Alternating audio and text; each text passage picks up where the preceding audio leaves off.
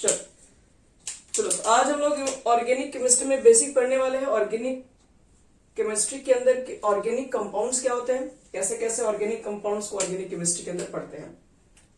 तो देखो, सबसे पहला डेफिनेशन जो ऑर्गेनिक कंपाउंड का बनाया गया था, ठीक है, उसके बारे में बता रहे हैं। सबसे पहला डेफिनेशन बना था ऑर्गेनिक कंपाउंड का, the compound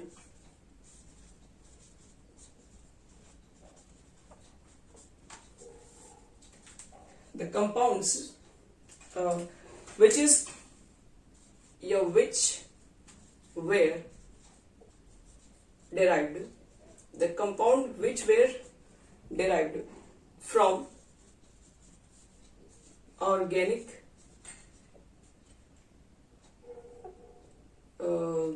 which were derived from organ भी लिख सकते हो।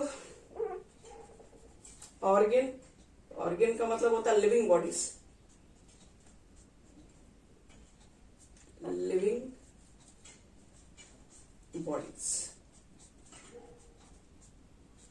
Are called organic compounds.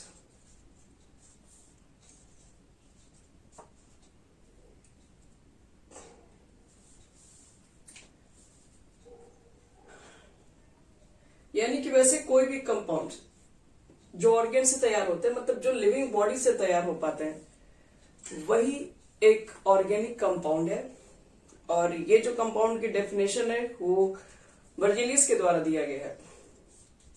देखो, बर्जेलियस एक साइंटिस्ट है, बहुत महान साइंटिस्ट रह चुके हैं, और इन लोग का जो थ्योरी दिया गया है, ये थ्योरी रिलीजन्स और इसके बेसिस पे दिया जाता था साइंस, ये दोनों को मिलाकर इस थ्योरी के बारे में मतलब डिटेल स्टडी रहता है। बर्जेलियस का क्या थ्योरी था? वाइटल फोर्स थ्योरी रहता है उनका।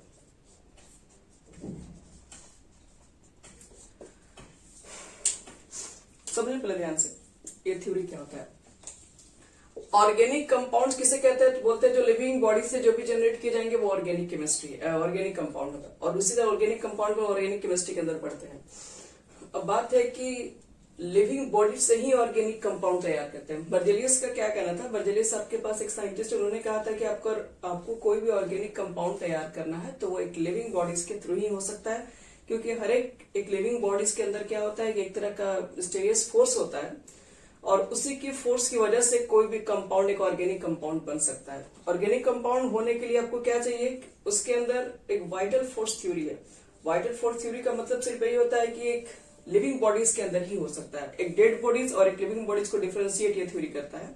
वाइटल फोर्स अगर होगा तो ही आप किसी भी ऑर्गेनिक कंपाउंड को जनरेट कर सकते हैं। ये कोई लेबोरेटरी में बनाने वाला चीज नहीं, इसको आप आर्टिफिशियल तरीके से तैयार नहीं कर सकते हैं, क्योंकि आर्टिफिशियल तैयार करने का मतलब क्या हुआ? Non living things.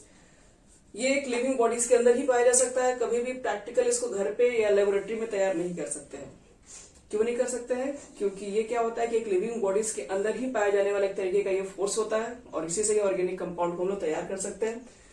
आर्टिफिशियल तरीके से इसको कभी भी प्रिपेयर्ड लैब वगैरह में नहीं किया जा सकता है। ये पहला डेफिनेशन था, बहुत पहले का डेफिनेशन था। लेकिन इस डेफिनेशन के ऊपर भी बहुत सारा काम किया गया। बहुत सारे साइंटिस्ट ने प्रयास किए होंगे कि ऐसा कोई कंपाउंड्स बन जाए जिसकी वजह से ये चीजें लिविंग बॉडीज के अलावा भी मतलब प्रिपेयर किया जा सकता है। लिविंग बॉडीज से तो आज भी होता है, लेकिन लिविंग बॉडीज के अलावा भी किया जा सकता है। तो देखो ध्यान से, इसमें ये थ्योरी के अकॉर्डिंग क्या था वो भी पहले लिख दे रहे हैं। बर्जेलियस ने क्या किया था, जो इसके बाद अभी बना है, उस टाइम नहीं था। लिखो तो, अकॉर्डिंग, इनके थ्योरी के अकॉर्डिंग लिखिए। According to this theory he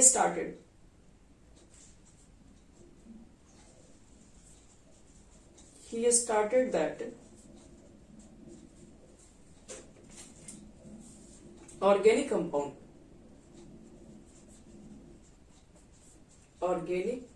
compound can only be prepared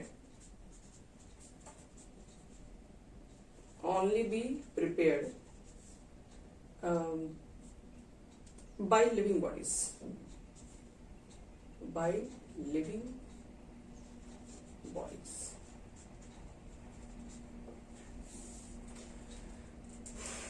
ये तुम्हारे पास बर्जेलियस के अकॉर्डिंग। लेकिन इनका देखो ड्रॉबैक भी आया। ड्रॉबैक कौन लेके आया? तो फ्रेडरिक ओहलर, ये एक साइंटिस्ट है आपके पास। बर्जेलियस का खुद ये कहना था कि अगर आपको कोई भी ऑर्गेनिक कंपाउंड बनाना है, प्रिपेयर करना है, तो लिविंग बॉडी से तैयार होगा, क्योंकि लिविंग बॉडीज के अंदर ही एक तरीके का फोर्स होता है, जिसको मिस्टीरियस टाइप के फोर्स होते हैं, जो कि एक ऑर्गेनिक कंपाउंड को जनरेट कर सकते हैं।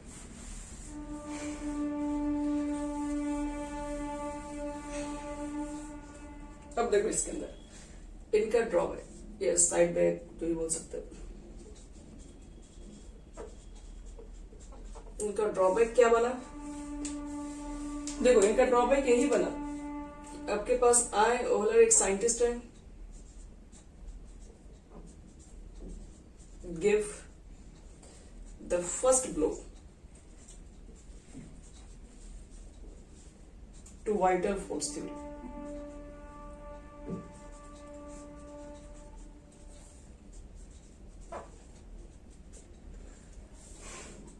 ओहलर ने क्या किया? ओहलर ने सबसे पहला एक थ्योरेटिकल कंसेप्ट बताया, जिसको उन्होंने लैब में प्रैक्टिकल भी करके दिखाया था। उन्होंने बताया कि नहीं, ऐसा नहीं है कि आपको ऑर्गेनिक कंपाउंड को तैयार करने के लिए सिर्फ और सिर्फ लिविंग बॉडीज ही चाहिए। कुछ ऐसे भी ऑर्गेनिक कंपाउंड्स हैं जो कि लेबोरेटरी में तैयार किए जा सकते हैं। उन्होंने क्या किया था? देखो उनका एक्सपेरिमेंट क्या था। वो क्या कर रहे थे, अचानक एक लैब में बैठ के वर्क कर रहे थे, कुछ काम कर रहे थे लैब में। लैब में उन्होंने क्या किया था, अमोनियम साइनेट का एक मिनट, अमोनियम साइनेट उनके पास था। अमोनियम साइनेट एक होता है इनऑर्गेनिक कंपाउंड। इनऑर्गेनिक कंपाउंड को लिए थे, अमोनियम साइनेट था, और काफी लंबे समय तक क्या किया, काफी लंबे समय तक इसको हीट किया। ऐसे वो एक्चुअल उनको भी नहीं पता होगा वो क्या कर रहे, वो इस तरह से मान लो कि कुछ भी अपना एक्सपेरिमेंट ऐसे कर रहे होंगे। इसको बहुत लंबे समय तक हीट किए, यहां लिख सकते हो प्रोलॉन्ग हीटिंग। और बहुत लंबे समय तक हीट करने के बाद यही जो कंपाउंड हुआ, ये कंपाउंड आइसोमराइज होकर कन्वर्ट हो गया किसके अंदर? तो यूरिया के अंदर, NH2 CO NH2। ये कंपाउंड कन्वर्ट हो गया तुम्हारे पास यूरिया के अंदर। हाँ बोलो।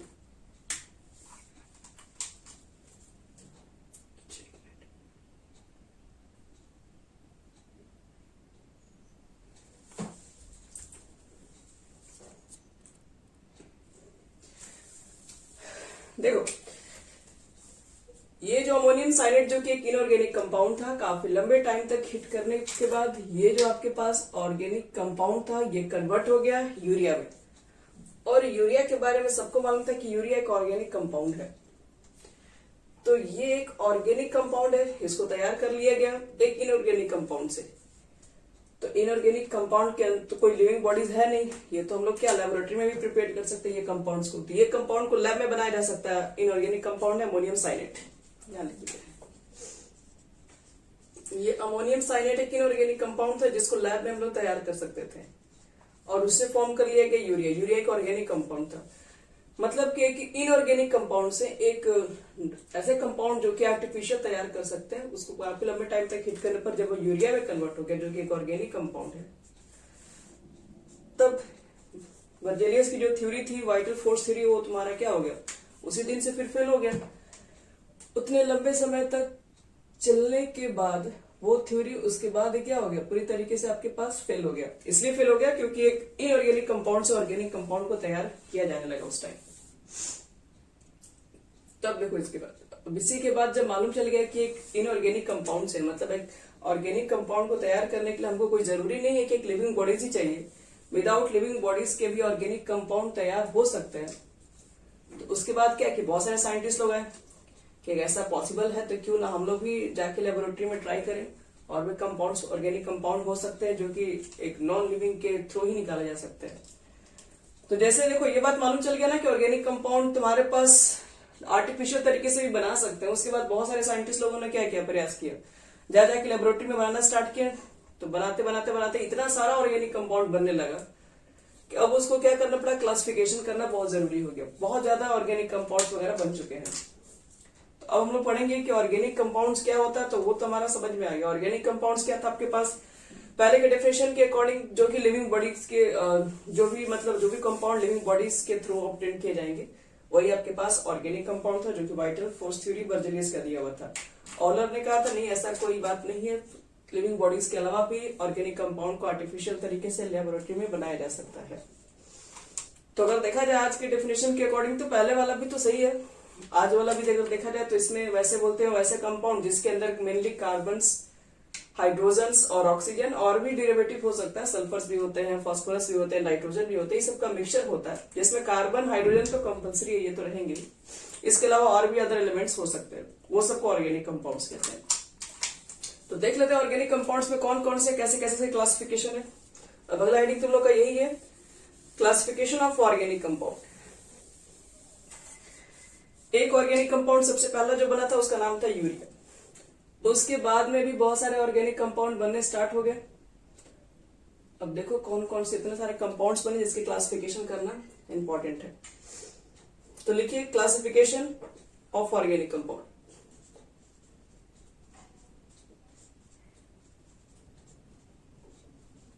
Classification of organic compound.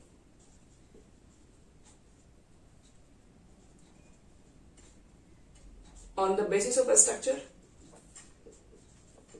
on the basis of structure.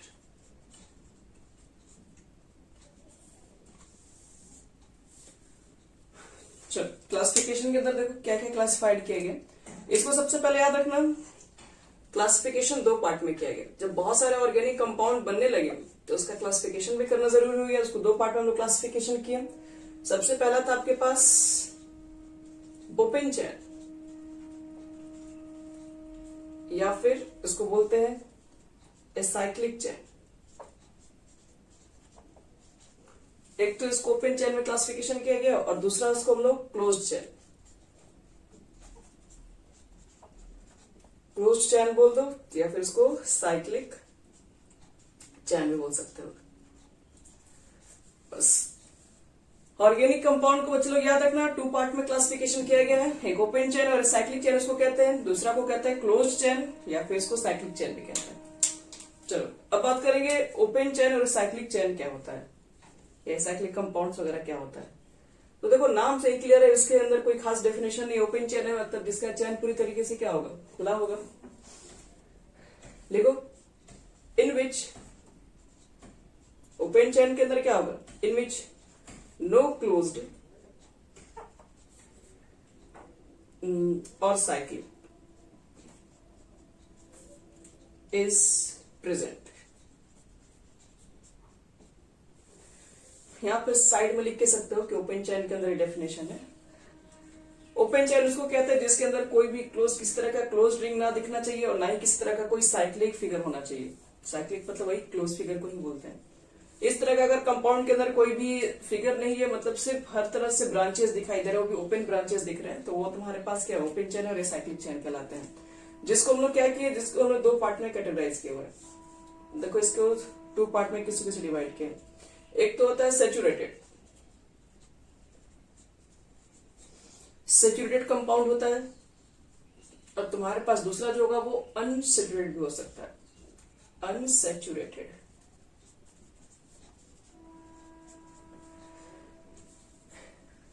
यानी कि ओपन चेन या साइक्लिक चेन के अंदर कोई भी चैन नहीं पाया जाएगा, या चैन कोई भी क्लोज रिंग नहीं पाया जाएगा। और इसको टू पार्ट में डिवाइड किया, दो तरह के इसके अंदर कंपाउंड पढ़ेंगे हम लोग। एक होगा सेचुरेटेड और दूसरा हो सकता है आपके पास है अनसेचुरेटेड। अब देखो यहाँ पर सेचुरेटेड कंपाउंड किसे कहेंगे, अब इसमें भी क्लासिफिकेशन है, ये करते करते बहुत लंबा जाएगा। देखो सेचुरेटेड कंपाउंड क्या होता है, सबसे पहले सेचुरेटेड कंपाउंड तो बोलते हैं कंपाउंड इन विच, ऐसा कोई भी compound in which only single bond are present, only single bond are present between carbon atoms. अगर सिर्फ कार्बन एटम्स प्रेजेंट है और भी इनके बीच में सिंगल बॉन्ड है तो वो तुम्हारे पास एक सेचुरेटेड कंपाउंड्स होंगे। याद रखना ध्यान से, सिंगल बॉन्ड बोल रहे हैं, सिंगल बॉन्ड प्रेजेंट होना चाहिए। सिंगल बॉन्ड का मतलब क्या है, यहाँ पर है कोवैलेंट बॉन्ड।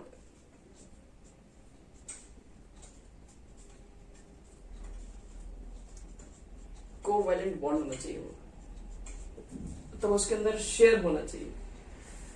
और हम लोग जानते हैं कि कोवैलेंट बॉन्ड के अंदर क्या होता है, दो तरह की एक कोवैलेंट बॉन्ड दो तरीके से बन सकता है, पढ़े हुए तुम लोग। एक सिग्मा बॉन्ड के थ्रू भी बनता है और एक पाई बॉन्ड के थ्रू भी बनता है। सिग्मा बॉन्ड जनरली कहां पाया जाता है, हमेशा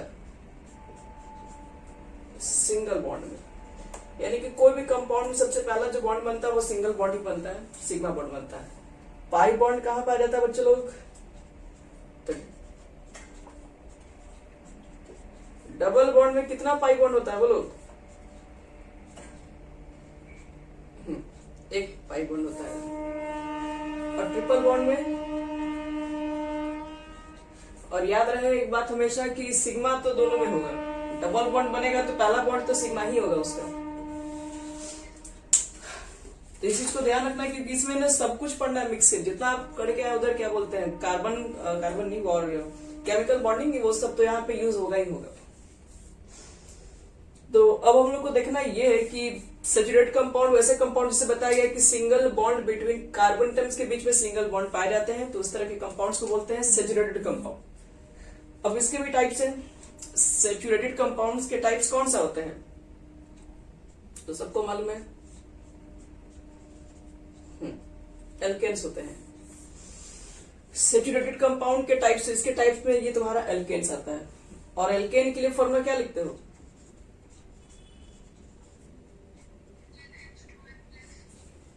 +2, और इसका एक और नाम क्या होता है, पैराफिन्स। पैराफिन्स क्यों, एक तो एल्केन सिर्फ सिंगल बॉन्ड बनाता है, एल्केन का डेफिनेशन कह दो तो यही है, कार्बन कार्बन के बीच में सिंगल बॉन्ड पाया होता है, इसको एल्केन्स कहते हैं। अब एल्केन्स अगर हम बोल दिए तो इसका मतलब ये है तुम्हारे पास उसके अंदर सिर्फ और सिर्फ सिंगल बॉन्ड ही है। दूसरी बात इसके अंदर फॉर्मूला लिखेंगे CnH2n+2। पैराफिन्स क्यों, पैराफिन्स इसलिए क्योंकि सिंगल बॉन्ड है और सिंगल बॉन्ड जल्दी ब्रेक नहीं होता है। अब एक कार्बन मान लो सिंगल बॉन्ड से जो जुड़ा हुआ है तो उसके बॉन्ड को ब्रेक अप नहीं कर सकते इजी तरीके से, इसलिए ये बहुत क्या होता है, लेस रिएक्टिव होता है। मान लो डबल है ट्रिपल है तो एक बॉन्ड तोड़ के हम दूसरे के साथ बॉन्ड कर लेंगे, दो बॉन्ड है तो एक और तोड़ सकते हैं, लेकिन सिंगल ही बॉन्ड है तो सिंगल बॉन्ड में एनर्जी छूट ज्यादा होती है, इसको जल्दी ब्रेक नहीं कर सकते हैं। तो इसलिए याद रखना कि एल्केन्स जो आपके पास होता है वो लेस रिएक्टिव है, वो बहुत कम रिएक्शन करता है, और लेस रिएक्टिव होने की वजह से इसको क्या बोलते हैं, पैराफिन बोलते हैं। तो एल्केन के एग्जांपल में क्या क्या ले सकते हैं, यहां से एग्जांपल स्टार्ट करते हैं। सबसे पहले इस फॉर्मूला में n की जगह पर 1 पुट कर दो, क्या हो जाएगा,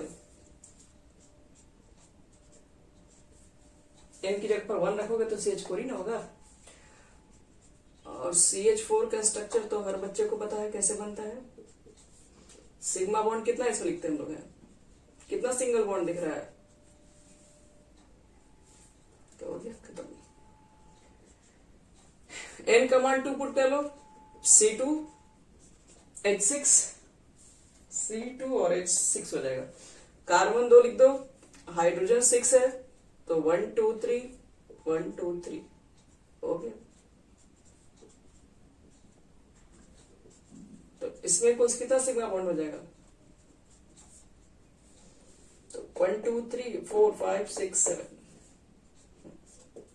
इसी तरीके से आगे बढ़ोगे तो इसको बोलते हैं ना कि ये तुम्हारा जो चैन दिख रहा है ये सब ओपन चैन के अंदर है, इसको है ना कंडेंस फॉर्म में भी लिखा जाता है। इसको कंडेंस फॉर्म में क्या लिखता है, अगर इसी को लिखोगे तुम CH3 ये तुम्हारा कंडेंस फॉर्म में हो गया। और ये क्या ओपन ब्रांच चैन में है, ये भी आगे बताएंगे, अभी बस थोड़ा सा बता दे रहे हैं।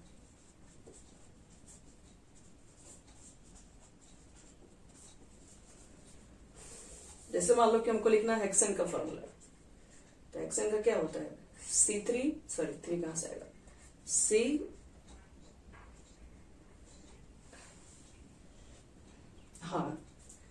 C6 और कितना बच्चे लोग हेक्सेन का फॉर्मूला में 14। तो ये तो तुम्हारा मॉलिक्यूलर फॉर्मूला हुआ, एक ही मॉलिक्यूल के फॉर्म में लिखा हुआ है। अब इसका अगर ब्रांच लिखना होगा तो ब्रांच में क्या लिखोगे, ओपन चेन ब्रांच, 1 2 3 4 5 6 कार्बन लिख दो। ये हर जगह से क्या हो गई, सब में हाइड्रोजन लगा दो। तो ये हाँ, कितना सिग्मा बॉन्ड दिख रहा है, 1 2 3 4 5 6 7 8 9 10 11 12 13 14 15 16 17 18 19। सिग्मा बॉन्ड 19 है।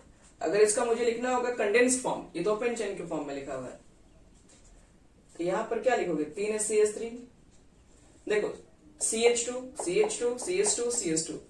आप चाहेंगे तो एक ही लाइन में लिख सकते हो, और नहीं तो कभी कभी डायरेक्टली आपके बुक में ऐसे भी लिखा हुआ मिल सकता है, CH2 का होल फॉर। आपको चाहते हैं कि आप टाइम बचा लेना तो बचा लीजिए, लास्ट में CH3।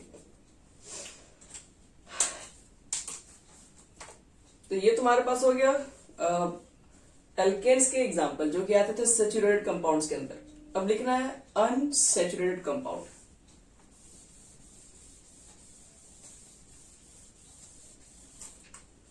देखो बच्चे लोग, सेकेंड अनसैचुरेटेड, लास्ट वाला में हेक्सेन था। देखो बच्चे लोग ध्यान समझना जो बताने जा रहा हूं, अनसैचुरेटेड। तो ये तो सबको मालूम है definition, compound with multiple bonds, compounds with क्या होगा, मल्टीपल बॉन्ड। कहां पे, तो बिटवीन लिख दो कार्बन एटम्स। अगर कार्बन एटम्स के बीच में अगर मल्टीपल बॉन्ड्स पाया जाता है तो तुम्हारे पास उसको बोलते हैं अनसैचुरेटेड कंपाउंड। तो आओ चेक करते हैं इसके अंदर। इसमें भी बच्चे लोग 2 टाइप्स होते हैं, कौन कौन,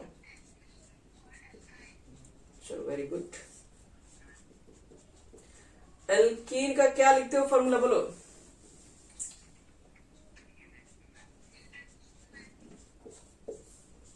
तो 10th बोला याद है। एल्काइन का क्या होता है, और एल्कीन का एक स्पेशल नाम भी जानते हैं, याद रखिएगा, ओलिफिन्स। इसको ओलिफिन्स भी कहते हैं।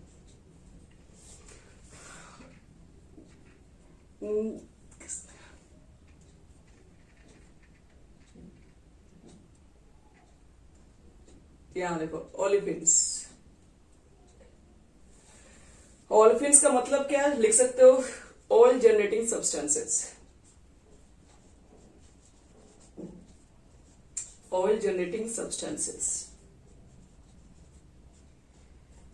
इसके अंदर आप ज्यादातर देखेंगे ऑयल जनरेशन जो भी होता है वो एल्कीन से ही लिया जाता है। हम लोग पेट्रोल्स वगैरह देखते हैं, ये सब बड़े बड़े जो चीजें जो जनरेट की जाती है, सब चीजें ज्यादातर क्या होती है, हाइड्रोजनेशन। ऑयल्स भी देखते हैं हम लोग, हाइड्रोजनेशन प्रोसेस से तैयार करते हैं, जो कि एल्कीन से। आप लोग पढ़े होंगे क्या बोलते हैं, डालडा वगैरह, ये सब चीजें, वनस्पति घी, ये सब 10th क्लासेस में था पढ़ने के लिए। तो उसको हाइड्रोजनेशन के थ्रू ही तैयार किया गया था, और जो कि एल्कीन से ही तैयार करके लाते हैं हम लोग। तो इसको याद रखना, शॉर्ट में ओलिफिन्स भी कहते हैं। ओलिफिन्स का मतलब है कि ऑयल जनरेटिंग सब्सटेंसेस भी होती है। चलो अब एल्कीन में कुछ एग्जांपल ले लेते हैं, कुछ एग्जांपल इसके भी ले लेते हैं, फिर उसमें pi bond sigma bond calculate कर लेते हैं, और फिर ये हमारे पास कंप्लीट हो जाएगा। उसके बाद फिर साइक्लिक कंपाउंड पे आएंगे हम लोग। चलो पहले एग्जांपल एल्कीन्स का लेते हैं।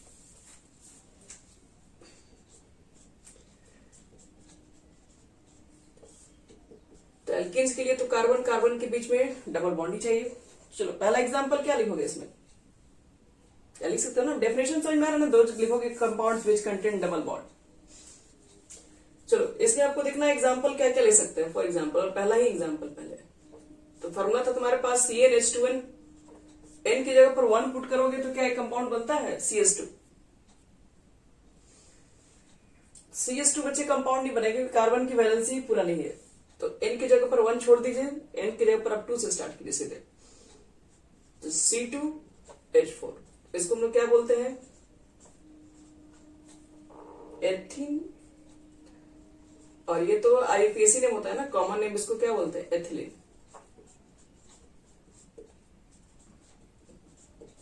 आईपीसी का तो आप टेंशन मत लीजिए, आईपीसी तो आप सीख ही जाएंगे, ये कॉमन नेम थोड़ा आपको याद रखना जरूरी है। स्ट्रक्चर कैसे बनाओगे, ये तो मॉलिक्यूलर फॉर्मूला होगा। स्ट्रक्चर बनाओगे 2 कार्बन के साथ कितना हाइड्रोजन है, 4 हाइड्रोजन है, 4 ही हाइड्रोजन है सिर्फ, तो हम दोनों को इक्वल इक्वल दे दिए। और बाकी तो कार्बन की वैलेंसी होती है 4, तो 4 वैलेंसी को पूरा करने के लिए हमको यहाँ पे डबल बॉन्ड देना ही पड़ेगा। इसके भी 4 और इसकी भी 4, इसमें सिग्मा बॉन्ड कितना होगा, पाई बॉन्ड। कितना सिंगल बॉन्ड दिख रहा है, 1 2 3 4, डबल बॉन्ड में तक होता ही है, टोटल 5। पाई बॉन्ड देखोगे तो पाई बॉन्ड डबल बॉन्ड नहीं होगा और सिर्फ एक ही होगा। चलो इसी तरह से अगर मान लो कि C4H8 का स्ट्रक्चर अगर बनाना है, इसको क्या बोलते हैं, C4H8 को 4 कार्बन है। ब्यूटीन में आप 4 कार्बन पहले ले लीजिए और कहीं भी एक डबल बॉन्ड डाल दीजिए, हर जगह मत डाल दीजिएगा, कहीं भी एक जगह डाल दो। सब तो कहते हैं लास्ट में ही डालो, क्योंकि ब्यूटीन लिखे हो तो मतलब 1 ही ब्यूटीन है तुम्हारा। और हर जगह सबकी वैलेंसी 4 पूरा करो। इस कार्बन की एक वैलेंसी है 2 3 4, इस कार्बन की 2 वैलेंसी हो जाती है तो 2 3, इसका भी 4 हो गया। इस कार्बन के पास 3 वैलेंसी है, देखो 2 और 1 3, तो इसको सिर्फ एक ही बॉन्ड चाहिए होगा। इस कार्बन के पास 2 वैलेंसी पहले से भी है, यहाँ पर 2 और चाहिए, सब पे एक हाइड्रोजन लगा दो। 1 2 3 4 5 6 7 8।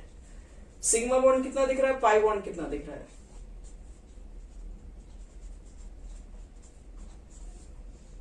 One two three four five six seven eight nine 10 11। और पाई बॉन्ड तो सबको दिख रहा होगा, 1 है। चलो ये हो गया एल्किन कंप्लीट हमारा।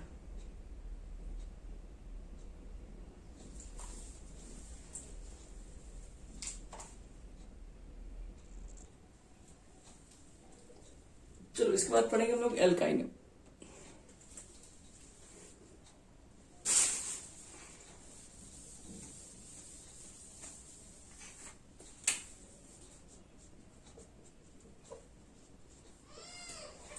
थोड़ा इस सब स्पीड में लेके जा रहे हैं क्योंकि ये सब थोड़ा चीजें आसान भी है और हम लोग बहुत अच्छे से पढ़ लेते हैं 10th क्लास में इसको। देखो एल्काइंस किसे कहते हैं, तो कार्बन और कार्बन के बीच में ट्रिपल बॉन्ड होगा इसमें। अब यहाँ चेक करो, कार्बन ये एल्काइन के लिए कोई स्पेशल नाम तो हमारे पास है नहीं। अब इसमें डायरेक्ट हम लोग देख लेते हैं कुछ एग्जांपल। तो यहाँ पर भी फॉर्मूला CnH2n-2 है, तो n की जगह पर कितना रखना पड़ता है फर्स्ट फॉर्मूला के लिए, 2, क्योंकि 1 पे तो 0 हो जाएगा हाइड्रोजन, इसलिए 2 पुट करोगे तो C2H2 हो जाएगा। नेम 2 कार्बन पुट किए हो, एथाइन, कॉमन नेम एसिटिलिन। और स्ट्रक्चर कैसे बनाया जाए, 2 कार्बन है, 2 कार्बन ले लो, एक हाइड्रोजन इसको दे दो, एक हाइड्रोजन इसको दे दो और बीच में डाल दो ट्रिपल बॉन्ड। सिग्मा बॉन्ड कितना इसमें हुआ, सिग्मा बॉन्ड 2 1 2 इसमें गए। पाई बॉन्ड ट्रिपल बॉन्ड में 2 पाई बॉन्ड। अगर ये मान लो पेंटाइन अगर हम दे दें, पहले बताओ पेंटाइन के लिए क्या लिखोगे फॉर्मूला, 5 पुट कर दो, 10, 5 टू 10, 10 में से 2 गया 8, तो पहले 5 कार्बन लिख देना और उसके बाद कहीं एक ही जगह ट्रिपल बॉन्ड दे दीजिए। तो हम कहते हैं हमेशा लास्ट टाइम दीजिए जब तक पोजीशन नहीं बताया जाए। और सब लोग बच्चे लोग थोड़ा अपना स्पीकर बंद कर लीजिए जिसका साउंड प्रॉब्लम हो रहा है। देखो इसमें एक बॉन्ड हो गया बच्चे लोग, यहाँ पे सबको 4 चाहिए होगा तो 3 देना पड़ेगा। इसको देख लो, इसको 2 मिला है बॉन्ड, इसको 2 और देना पड़ेगा, इसको भी 2 मिला है, इसको भी 2 और बॉन्ड लगाना पड़ेगा। इसके पास कितना है, इसके पास लग रहा है पहले से 4 हो गया, एक लास्ट वाले को एक दे दो। तो कुल मिला के चेक कर लेना, 8 ही होना चाहिए। 3 हो गया, 4 हो गया, 5 हो गया, 6 लिख सकते हैं हम लोग हैं यहाँ पर, तो पहले से है कमी हो गया क्या, 1 2 3 4 5 6 7 8। चलो ठीक है, अब चेक कर सकते हो इसके अंदर कितना सिग्मा बॉन्ड है।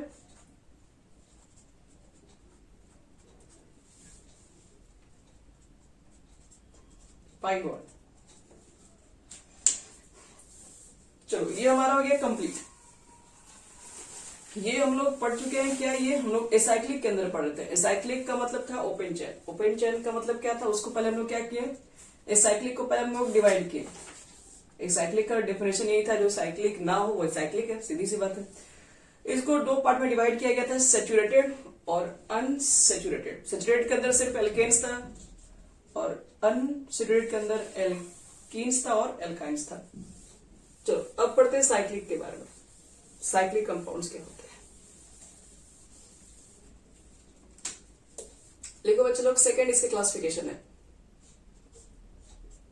Cyclic compound.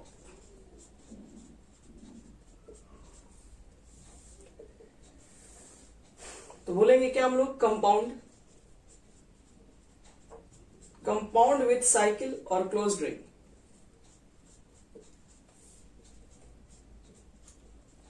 एक कंपाउंड जो कि साइकिल के साथ अटैच हो या साइक्लिक हो और या फिर वो क्लोज रिंग में हो, तो उस तरह के कंपाउंड को बोलते हैं साइक्लिक कंपाउंड। जिसके अंदर क्लासिफिकेशन किया गया, एक होता है होमोसाइक्लिक, होता है हेट्रोसाइक्लिक। एक होगा तुम्हारे पास होमोसाइक्लिक, सेकेंड मिलेगा हेट्रोसाइक्लिक। देखो होमोसाइक्लिक क्या होता है, तो होमोसाइक्लिक के अंदर लिखते हैं कि दो साइक्लिक हाइड्रोकार्बन, दो cyclic hydrocarbon in which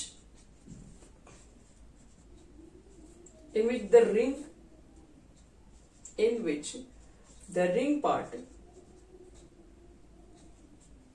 is formed. The ring part is formed by carbon atom only. जिसमें रिंग पार्ट बच्चे लोग सिर्फ कार्बन ही होंगे, उसको हम लोग बोलते हैं क्या, होमोसाइक्लिक। कहोगे इसका क्या मतलब है, आओ इसका मतलब पहले समझते हैं। इसको बाद में लिखेंगे, इसके बारे में बाद में डिफाइन करेंगे। पहले होमोसाइक्लिक के बारे में पूरा बता दे रहे हैं, फिर हेट्रोसाइक्लिक पर आएंगे। देखो वैसा कोई भी कंपाउंड, पहली बात कि वो साइक्लिक होना चाहिए, और साइक्लिक के अलावा उसमें क्या होना चाहिए, जो रिंग पार्ट उसका, क्योंकि उसमें रिंग फॉर्म होगा तभी तो साइक्लिक होगा। जो रिंग पार्ट है उसमें सिर्फ और सिर्फ कार्बन होना चाहिए, कार्बन के बीच में कोई दूसरा नहीं आना चाहिए। जैसे यहां देखो, देखो ये एक साइक्लिक स्ट्रक्चर है, एक रिंग फॉर्म कर रहा है, एक चैन है, मतलब क्लोज चैन है, हर तरीके से बंद फिगर है ये। कार्बन को 4 चाहिए तो 2 बॉन्ड है, 2 यहां दे दो, 2 यहां दे दो और 2 यहां दे दो। हर कार्बन की वैलेंसी 4 है यहाँ पे, और साइक्लिक है। और ये जो फॉर्म किया गया रिंग है, इसके अंदर सिर्फ कार्बन के द्वारा रिंग फॉर्म किया गया। कोई हाइड्रोजन भी है, हाइड्रोजन तो कार्बन को बैलेंस करने के लिए लिखा गया है। रिंग जो बना वो तो बेसिक कार्बन की वजह से ही बना है, तो इसको ऐसे भी लिखते हैं। और इसको क्या पढ़ते हैं, तो देखो साइक्लिक कंपाउंड होगा तो इसके अंदर साइक्लो वर्ड लग जाता है। साइक्लो 3 कार्बन है तो लोग प्रोपेन बोलते हैं, और इसको शॉर्ट में एक ट्राइंगल के फॉर्म में भी लिख सकते हो। एक ट्राइंगल में भी 3 कॉर्नर है, तीनों पे कार्बन है, मान के चलना है। अगर इस तरीके से बच्चों का स्ट्रक्चर बनाया हुआ है तो इसमें कितने कार्बन है, तो इसका मतलब पहले क्या हुआ, हर एक कॉर्नर पे कार्बन होंगे, और कार्बन को बैलेंस करने के लिए कितना हाइड्रोजन देना पड़ेगा, तो यहां पर 2 बॉन्ड है तो CH2,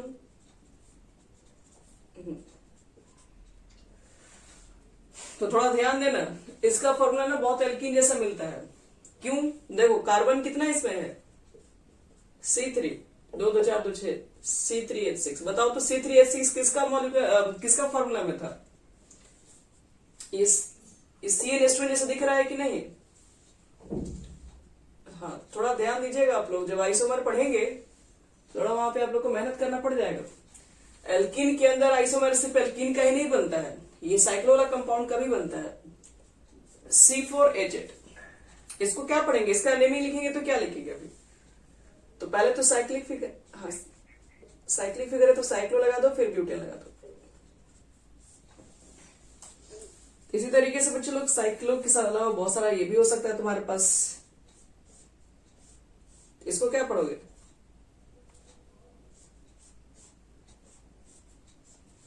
इसको क्या पढ़ेंगे हम लोग,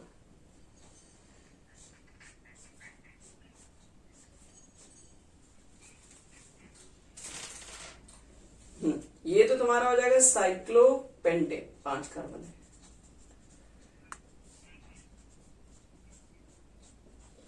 नहीं जी, बेंजीन अलग ही कंपाउंड होता है। साइक्लो ये क्या बोलेंगे, हेक्सेन। और ये क्या है, साइक्लो। ये डबल बॉन्ड बीच में लग गया ना, तो डबल बॉन्ड के लिए हाँ इन लग जाएगा। लेकिन ये सब के सब क्या है, ये सब के सब तुम्हारे पास साइक्लिक ही कंपाउंड है। वो कैसा भी होमोसाइक्लिक, क्योंकि यहां पर जो जितने रिंग फॉर्म हुए सब कार्बन के बीच में ही है। चलो ये तुम्हारे पास था क्या, साइक्लिक के अंदर।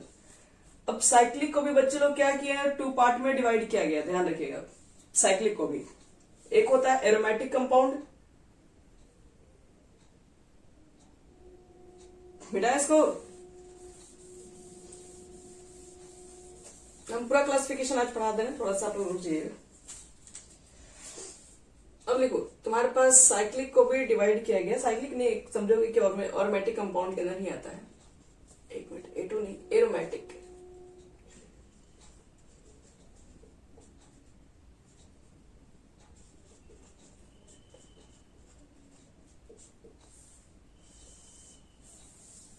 चलो एरोमेटिक कंपाउंड क्या होता है, तो लिखो तो ये भी एक क्या होता है, साइक्लिक कंपाउंड नहीं है। साइक्लिक क्यों है, क्योंकि क्लोज फिगर है। लिखो तो a cyclic compound at least a cyclic compound at least one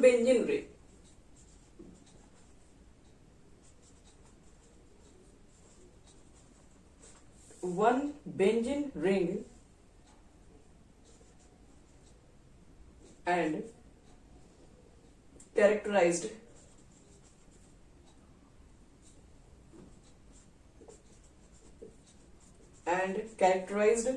by the presence of, कैसे पहचानते हैं बेंजीन को, alternating double bond within the ring.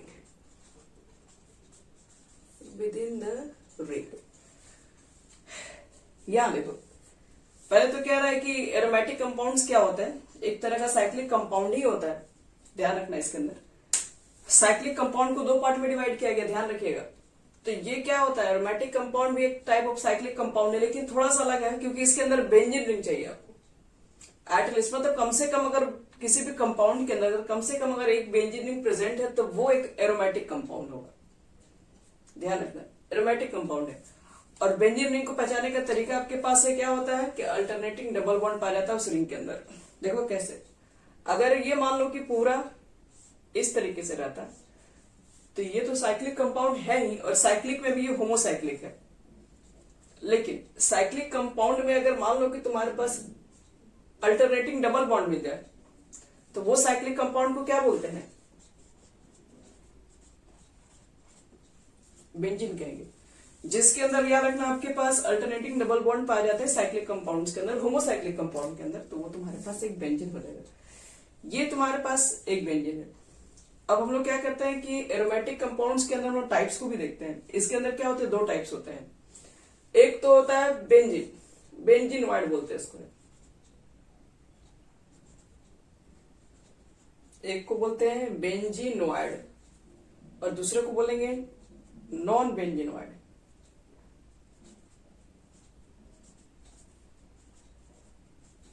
NOID। Benzenoid के अंदर एग्जांपल में आ जाएगा। एरोमेटिक कंपाउंड को भी 2 पार्ट में डिवाइड किया है, बेंजीनॉइड और एक नॉन बेंजीनॉइड। तो अगर कोई भी कंपाउंड के अंदर बेंजीन आया जाता है, बेंजीन मिल जाएगा आपको, तो बेंजीनॉइड कंपाउंड से मान लो कि अब इसके ऊपर NH2 ग्रुप लग गया तो उससे कोई फर्क नहीं पड़ता, कम से कम यहाँ पर एक बेंजीन रिंग तो है ना। तो इसको पढ़ते हम लोग है एनिलीन।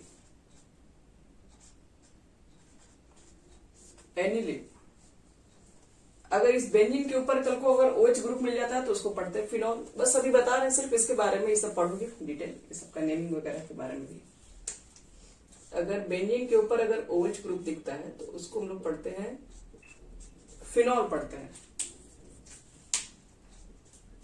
इसको फिनॉल कहा जाता है। कभी ऐसा भी तो हो सकता है, लिखा एरोमेटिक कंपाउंड का डेफिनेशन में लिखा गया है कि मिनिमम एटलीस्ट 1 बेंजीन भी हो, 2 बेंजीन भी आपस में अटैच हो सकते हैं। इसको क्या बोलते हैं? इसको बोलते हैं नैप्थेलिन। ये भी एक एरोमेटिक कंपाउंड है क्योंकि ये भी क्या बेंजीन से अटैच है। ध्यान देना कि नैप्थेलिन में ऐसी अब डायरेक्टली बेंजीन टू अटैच मत कर दीजिएगा, सबकी वैलेंसी 4 होनी चाहिए। अब यहां डबल बॉन्ड दोगे तो इस पर भी काम करेगा, इसमें भी काम कर रहा होगा।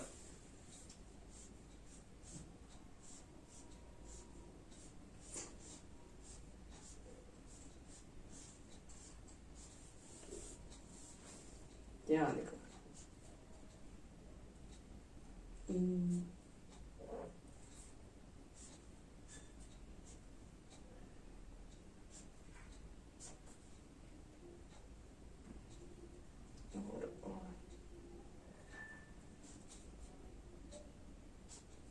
देख लेना सबका 4 पूरा है कि नहीं।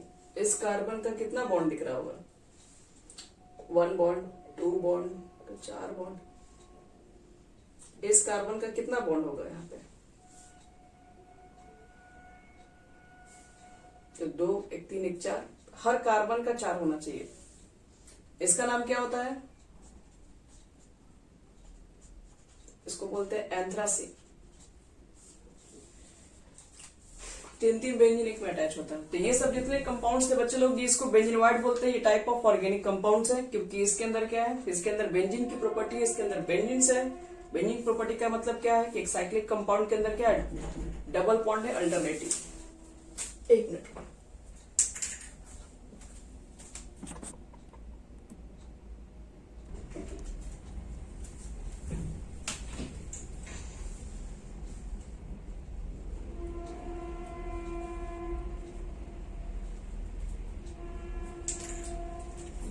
अब एक लिख लो नॉन बेंजीनोइड, वो किस तरह का होता है?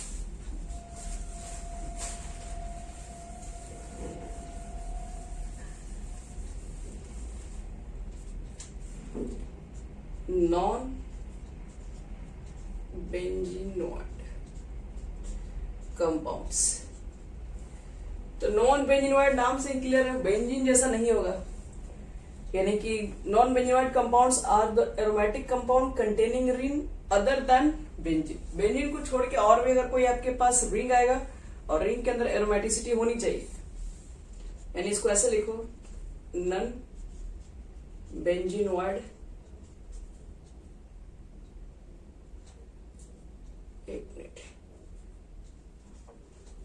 Non benzenoid compounds are the aromatic compound। ध्यान रखना बच्चे, एरोमेटिक कंपाउंड है मतलब अल्टरनेट डबल बॉन्ड है इसके अंदर भी, और रिंग तो है ही। जब एरोमेटिक है तो कंटेनिंग रिंग, लेकिन ये जो रिंग है वो बेंजीन को छोड़ के है, other than benzene. For example में देखो क्या होगा इसमें। इसका थोड़ा स्ट्रक्चर अलग है। एक है यहाँ पे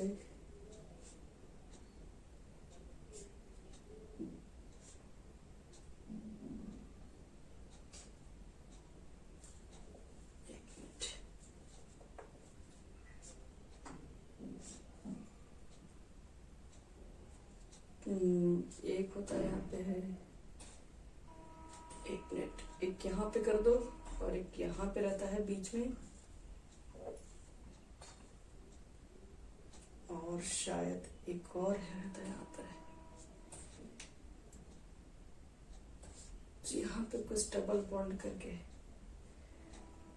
1 मिनट रुक दो, इसका स्ट्रक्चर पूरा देख लेते हैं। ट्रोपलोन इसका नाम है, ट्रोपोलोन।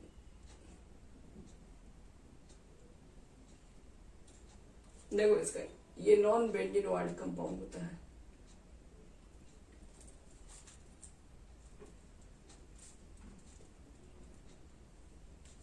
देख लीजिए इसमें कितना कार्बन से, देख लो तो पहले 1 2 3 4 5 6 7 7 कम, पहले तो 7 कार्बन आपके पास है।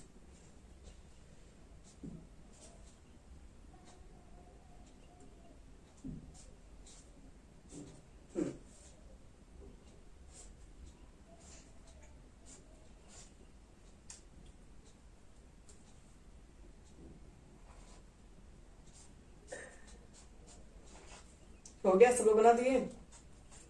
स्ट्रक्चर को बनाना तो है ही।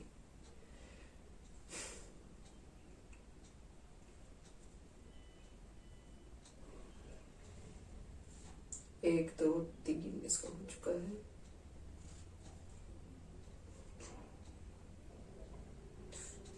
इसको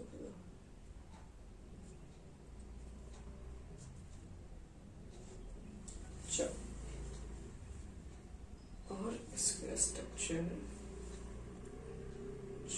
तो यहाँ पर नहीं आ सकता, एक स्ट्रक्चर को यहाँ पे करना पड़ेगा तो इसका पूरा हो जाएगा, और एक यहाँ पे कर दो। बन गया बच्चे लोग सबसे स्ट्रक्चर। चलो, तो यही तुम्हारा ट्रोप्लॉन का स्ट्रक्चर है। बाकी सबके पास एक एक हाइड्रोजन होगा।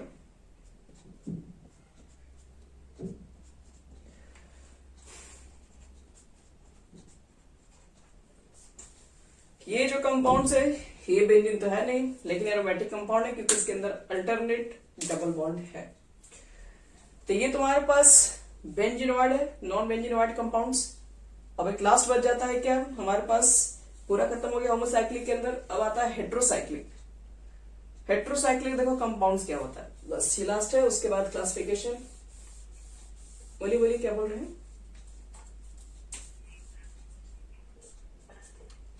ऐसे भी कोई दिक्कत नहीं, लिख सकते हो।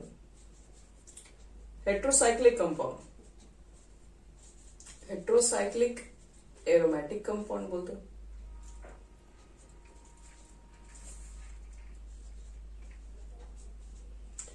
हेट्रोसाइक्लिक कंपाउंड बच्चे लोग, हेट्रोसाइक्लिक में तुम्हारे पास देखो कैसे कैसे कंपाउंड्स होते हैं। पहले बात की डेफिनेशन में कार्बन हाइड्रोजन आपको बताया था, जो रिंग सिर्फ कार्बन के द्वारा अगर फॉर्म होता है तो वो तुम्हारा होमोसाइक्लिक है।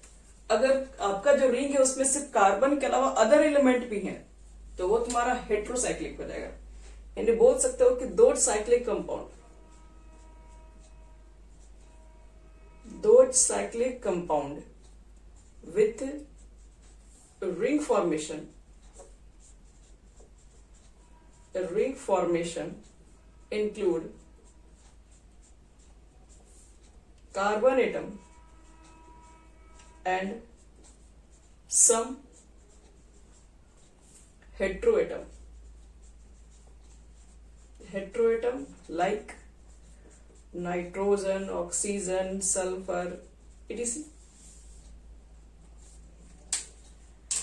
जैसे एग्जांपल देखो इसमें कौन कौन से एग्जांपल है, फॉर एग्जांपल लिख दो।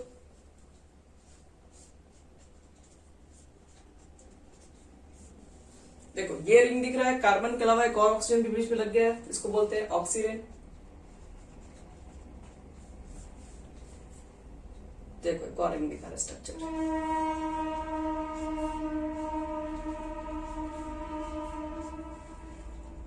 Base structure. इस स्ट्रक्चर वाले में ये जो चीजें वो तो कार्बन के लिखा जा रहा है, लेकिन यहाँ पर एक सल्फर भी होता है तो जिसको हम बोलते हैं थायोफिन। तो ये हेट्रोसाइकिल है क्योंकि इस रिंग को फॉर्म करने में अदर एटम है कार्बन और कार्बन के अलावा।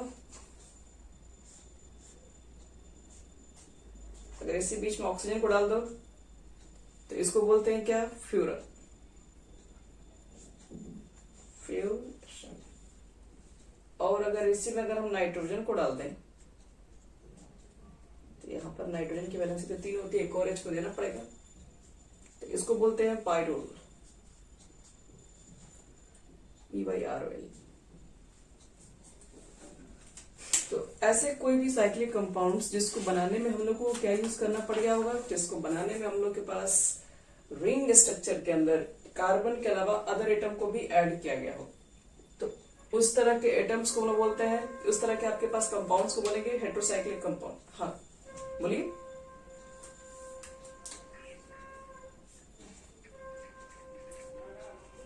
हेट्रोएटम, हाँ बोलो।